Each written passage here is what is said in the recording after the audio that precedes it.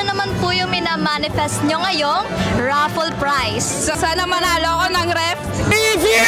Aircon kung meron. TV po! 50K. TV! Or TV kung wala. TV! Yun lang. Merry Christmas mga Invergan! So today, nandito tayo sa University Gymnasium to celebrate the annual Christmas party event of our faculty members and employees. So it's Christmas season na. It's a season of giving and syempre, it's a season of receiving. So for today's episode, tatanungin natin ng ating mga faculty members and employees kung ano ang kanilang minamanifest na Christmas raffle. Let's go! So ngayong pong Pasko, ano naman po yung minamanifest niyong raffle prize? Sana po, big prize, kahit yung TV na lang.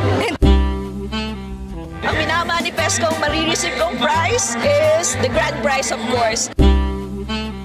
Well, same thing. Siyempre, diba, gusto natin. Siyempre naman, sino bang may ayaw ng grand prize? So, sana manalo ako ng ref. Aircon kung meron. 50K. Or TV kung wala. Yun lang. Manifesting po, major prize! Ako marami, pero pinaka gusto ko yung hurricane fan. Tsareng. Siguro cash prize. Kasi marami na akong gamit sa bahay. Ako si Imren kasi last year may cash na hindi namin ina-expect na magkakaroon ng ganong kalaking cash prize. Na-manifest ko rin, cash prize din. Grand prize, yung cash. 50K grand prize! Siguro ang gusto ko mapanalunan today ay yung TV. Yes. Ako gusto ko mapalanunan, washing machine. Gusto ko mapanalunan refrigerator. Refrigerator, magbebenta ko bukas sa faculty room. Tapos, akin yung premium pera. Same refrigerator, magkakaagaw kaming lahat. Sana ako manalo. Ako yung Lenovo laptop para ibebenta ko din.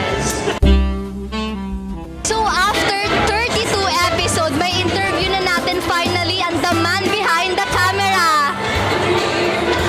Hello, Invergans! TV! TV po! TV!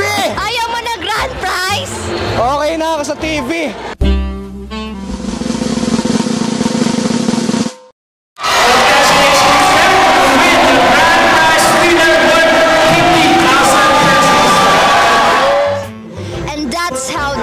Employees celebrated Christmas in Pinoy Wonderland at this year's Inverga Family Christmas Party. It was a night filled with joy, dances, and endless prizes. Merry Christmas, Invergans!